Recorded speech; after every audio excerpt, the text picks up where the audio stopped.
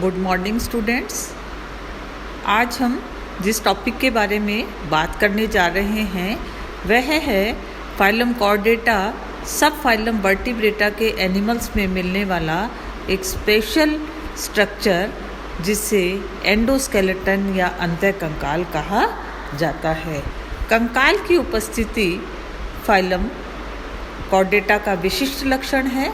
अंतःकंकाल की उपस्थिति जो इन्हें अकशेरुकी जंतुओं से विभेदित करने में मुख्य भूमिका निभाता है।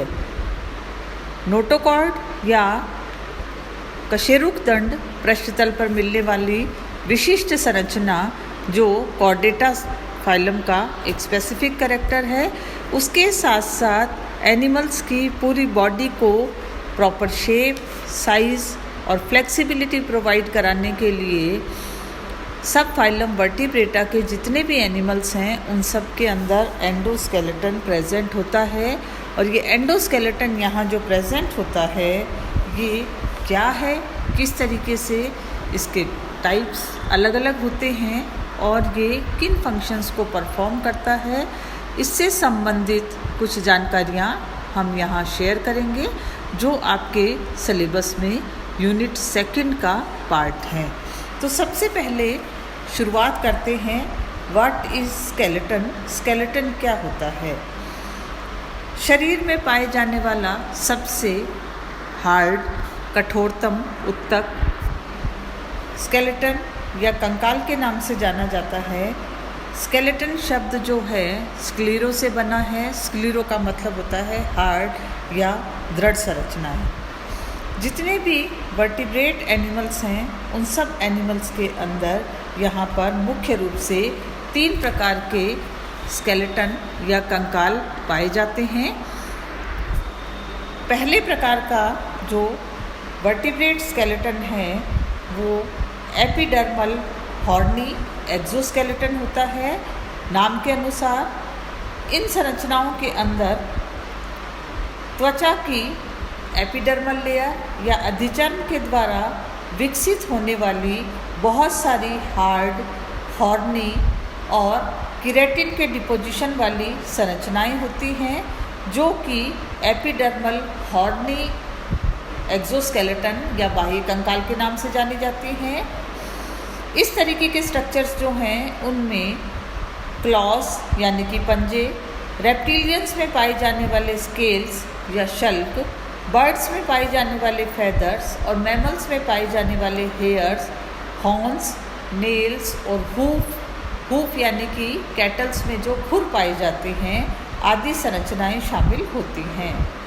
जितने भी एम्फीबियन एनिमल्स हैं यानी कि क्लास एम्फीबिया के जो एनिमल्स होते हैं इनमें एक्सोस्केलेटन या बाह्य कंकाल का अभाव होता है। एपिडर्मल हॉर्नी एक्सोस्केलेटन स्ट्रक्चर्स जो हैं ये स्ट्रक्चर्स मोस्टली रेप्टाइल्स और मैमल्स में प्रचुर मात्रा में देखने को मिलते हैं। सेकेंड टाइप का जो वर्टिब्रेट स्केलेटन है वो है dermal bony skeleton. Dermal bony skeleton का मतलब है त्वचा के डर्मिस या चर्म वाले स्तर से विकसित होने वाली संरचनाएं। ये संरचनाएं जो हैं मुख्य रूप से स्केल्स या प्लेट्स और स्क्यूट्स, फिन रेस के रूप में फिशेस, रेप्टाइल और मैमल्स में देखने को मिलती हैं। फिशेस यानी कि पाइसीज में मिलने वाले स्केल्स जो होते हैं वो मुख्य रूप से डर्मल स्केल्स ही होते हैं। उस भाग की एपिडर्मिस या अधिचर्म वाला स्तर जो होता है वो हट जाता है और डर्मल स्केल्स ही मछलियों के बाह्य कंकाल को बनाने का काम करते हैं। तो ये थे 2 प्रकार के एक्सोस्केलेटन या बाह्य कंकाल जो हमें जंतुओं के शरीर के ऊपर आवरण के रूप में, रक्षात्मक संरचनाओं के रूप में दिखाई देते हैं। एंडोस्केलेटन या अंतःकंकाल की बात करते हैं। वर्टिब्रेट स्केलेटन का अधिकांश भाग जो होता है वो बॉडी के अंदर अंतःकंकाल या एंडोस्केलेटन का निर्माण करता है। एंडोस्केलेटन का डेवलपमेंट जो है वो मीसेनकाइम स्तर के द्वारा होता है। भ्रूणीय अवस्था के दौरान अंतःकंकाल को बनाने वाली संरचनाएं मुख्य रूप से कार्टिलेज की बनी होती हैं। धीरे धीरे इन्हें बोन्स के द्वारा प्रतिस्थापित कर दिया जाता है, रिप्लेस कर दिया जाता है एडल्ट वर्टिब्रेट्स के अंदर। और इस प्रकार की बोन्स जो होती हैं, जो कि प्री एग्जिस्टिंग कार्टिलेज के स्थान पर प्रतिस्थापित होती हैं, उन्हें कार्टिलेज या रिप्लेसमेंट बोन्स के नाम से भी जाना जाता है। इस प्रकार की बोन्स जो होती हैं वो डर्मल और मेम्ब्रेन बोन्स से जो होती हैं वो देखने में कुछ अलग प्रकार की दिखाई देती हैं। सुपरफिशियली डर्मिस के अंदर मिलने वाली संरचनाएं जो होती हैं उनमें कार्टिलेज नहीं होता है। डेवलपमेंट के अलावा यहाँ पर मिलने वाली जो कार्टिलेजनस स्ट्रक्चर्स हैं और जो बोनी स्ट्रक्चर्स होते हैं वो उत्तकी की दृष्टि से हिस्टोलॉजिकली भी संरचनात्मक विभेदन या अंतर रखते हैं। तो ये एक छोटा सा परिचय था वर्टिब्रेट जंतुओं में पाए जाने वाले कंकाल के बारे में, एक्सोस्केलेटन या बाह्य कंकाल और एंडोस्केलेटन या अंतः कंकाल जो शरीर के अंदर, त्वचा के अंदर स्थापित होता है, मांसपेशियों के साथ जुड़ाव रखता है और बहुत सी क्रियाओं को संपादित करने का काम करता है। तो अब हम बात करते हैं फंक्शंस ऑफ एंडोस्केलेटन। अंतः कंकाल क्या कार्य करता है और क्यों आवश्यक है। जितने भी एनिमल्स हैं उनकी बॉडी को फिजिकली सपोर्ट प्रोवाइड करने के लिए एंडोस्केलेटन जो होता है वो इंटरनल फ्रेमवर्क बनाता है, एनिमल्स की बॉडी को स्पेसिफिक शेप और फॉर्म प्रोवाइड कराता है। बॉडी के बहुत सारे डेलिकेट ऑर्गन्स जो हैं, for example brain, heart, lungs etcetera, इन सभी को एक इंटरनल ऑर्गन्स को प्रोटेक्शन जो है वो प्रोवाइड कराता है। इसके साथ साथ बॉडी की साइज़ जो है उसमें ग्रोथ के साथ साथ एनिमल्स का एंडोस्केलेटन जो है इसका भी विकास होता है। इसीलिए ये लिविंग और ग्रोइंग स्ट्रक्चर के रूप में जाना जाता है।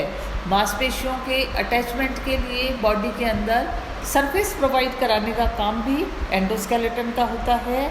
और इसके साथ साथ ये एक इम्पॉर्टेंट फंक्शन ब्लड कार्पसल्स का बोन मैरो में जो निर्माण होता है वो शरीर की एक इम्पॉर्टेंट फिजियोलॉजिकल फंक्शन है जिससे कि एंडोस्केलेटन के द्वारा संपादित किया जाता है। तो ये थे एंडोस्केलेटन के कुछ सामान्य कार्य। अब हम आगे बढ़ते हैं, अपने मुख्य विषय की ओर चलते हैं कि वर्टिब्रेट एंडोस्केलेटन जो होता है मुख्य रूप से दो भागों में बांटा गया है। एक होता है एक्सियल स्केलेटन, अक्षीय कंकाल। अक्षीय कंकाल में बॉडी में मिलने वाली वर्टिब्रल कॉलम, कशेरुकदंड, पसलियाँ यानी कि रिब्स, स्टर्नम और इसके साथ साथ कपाल वाला हिस्सा जो है, स्कल बोन्स जो हैं जो ब्रेन को प्रोटेक्शन प्रोवाइड कराती हैं वो शामिल होती हैं। दूसरे टाइप का स्केलेटन जो है वो अपेंडिकुलर स्केलेटन। अपेंडिकुलर स्केलेटन यानी कि बॉडी में मिलने वाली जो लिम्स हैं, hind limb, four limb, hand और लेग्स और उनको जोड़ने वाले जितने भी गर्डल्स या मेखलाएँ होती हैं वो सभी मिलकर के यहाँ पर अपेंडिकुलर स्केलेटन की फॉर्मेशन करती हैं। सिलेबस के अकॉर्डिंग हमें जिस टॉपिक के ऊपर मेनली फोकस करना है वो है स्कल यानी कि कपाल। जितने भी वर्टिब्रेट एनिमल हैं उनमें कपाल किस प्रकार का होता है, ये किन कार्यों को संपादन करता है, कौन कौन सी अस्थियों से मिलकर बना है, इसके बारे में हमें थोड़ा सा विस्तृत अध्ययन करना है। तो अगली क्लास में हम शुरू करेंगे type of skulls in vertebrates के साथ। धन्यवाद।